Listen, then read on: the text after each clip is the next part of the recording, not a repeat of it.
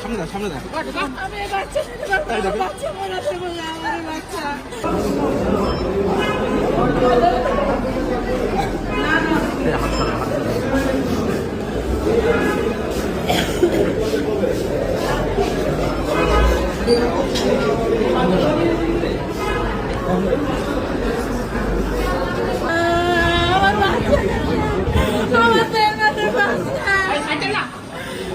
আমরা তো সাথ না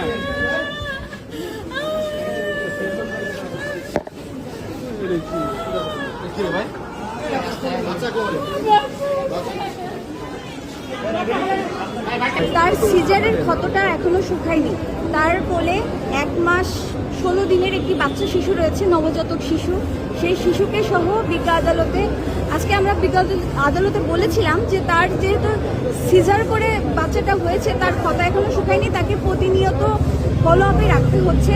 এবং একটি ছোট শিশু বাচ্চা যে তার মায়ের উপরে নির্ভরশীল, মায়ের দুধ ছাড়া তিনি অন্য কিছুর উপরে নির্ভরশীল না এবং খাইতেও পারবে না, এবং তার জীবন ধারণও একটি অনিশ্চয়তার মধ্যে চলে যাবে এবং এটাতে শিশুর জীবনে ঝুঁকি আছে। আমরা এই আদালতকে আমরা এই বিষয়গুলো বলেছি এবং বলেছি যেহেতু বিষয়টি অত্যন্ত সংবেদনশীল একটি বিষয়, আমরা আদালতে যে কোনো শর্তে আসামির জন্য জামিন চেয়েছিলাম। আমরা বলেছিলাম যে প্রত্যেকটি ধার্য তারিখে আসামি আসবে এবং যে কোনো শর্তে, কারণ যেহেতু ছোট শিশু সন্তান রয়েছে, এই শিশু সন্তানটার দেখভালের একটি বিষয় রয়েছে।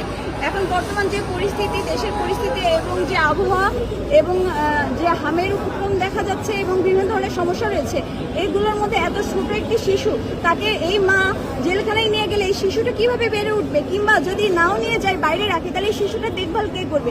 একটি অনিশ্চয়তা মা এবং শিশুর জন্য। আমরা বিজ্ঞ আদালতে এই মানবিক দিকটা বিবেচনা করে জামিনের জন্য প্রার্থনা করেছিলাম, কিন্তু বিজ্ঞ আদালত পরবর্তীতে নামঞ্জুর করে। এটা আমাদেরকে ব্যথিত করেছে। আমরা মনে করি এটাতে মা ও শিশু দুজনেরই মানবাধিকার লঙ্ঘন হয়েছে। মূলত বৈষম্য বিরোধী ছাত্র আন্দোলনের একটি মামলাতে গ্রেপ্তার করা হয়েছে।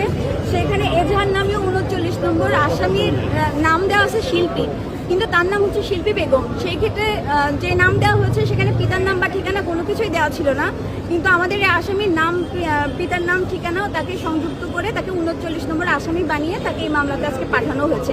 এবং এই মামলার যে বিষয়বস্তু আমরা দেখেছি জুলাই মাসের ঘটনার উপরে বেস করে, যেখানে বাদী দাবি করছে যে তার বাসায় আক্রমণ করে ভাঙচুর করেছে, 5 লক্ষ টাকার প্রোডাক্ট ভাঙচুর করেছে এবং 3 লক্ষ টাকার